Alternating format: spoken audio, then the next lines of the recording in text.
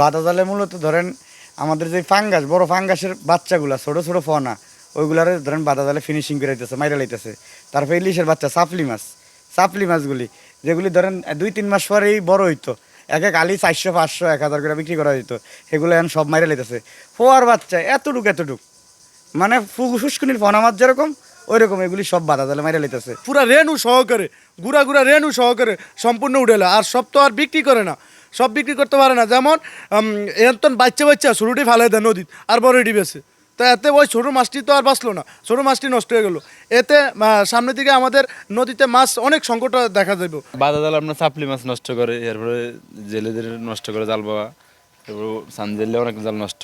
আর আমরা তো মানে বড় বড় মাছগুলো ধরি, আমাদের এগুলো কোনো ক্ষতি নেই।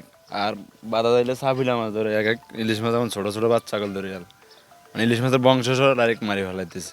নগদ নিয়ে এলো হার না মানা হার অফার। সর্বনিম্ন 10,000 টাকা রেমিটেন্স নগদে পাঠালে থাকছে স্বর্ণের হার জেতার সুযোগ।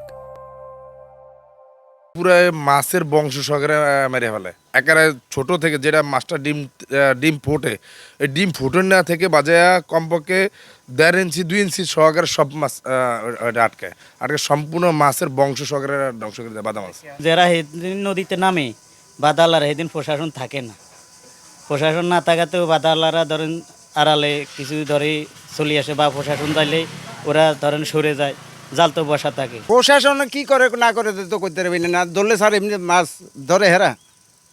প্রশাসন যদি ধরতে পারতো তো হেরা কি জাল ফালাইতে পারতো। ছোটোখাটো গরিব যারা দিন আই না দিন খায় এদেরকে ধরে, আর ওই বড়গুলারে কোনো গুরুত্ব দিতেছে না। নদীর ক্ষেত্রে পাবলিকেরও তো ক্ষতি হইতেছে। আমরা এক একজনের 4টা-5টা করে কিস্তি নিছি, বুঝলেন। এই কিস্তি চালাইতে না, কিস্তি চালায় বাড়িতে থাকতে পারি না। এখন সরকার 2 মাসের অভিযান দিছে, এই কিস্তিটা বন্ধ করে দিত, আমাদের জন্য তো সুযোগ সুবিধা হইতো। ক্ষতির কথা চিন্তা করলে তো কোনো লাভ নাই, ক্ষতি তো আছি। নদীতে জেলেদের কাজই একটা যে মাছ ধরে খাইব, এই ডাকাতি তো করে না, চুরি করে না, এই নিষিদ্ধ হতো, নিষিদ্ধ আবার টিয়া দিলে তো শুদ্ধ। পুলিশে টিয়া নেয় ধরি হেসুম শুদ্ধ হয় কেমনে।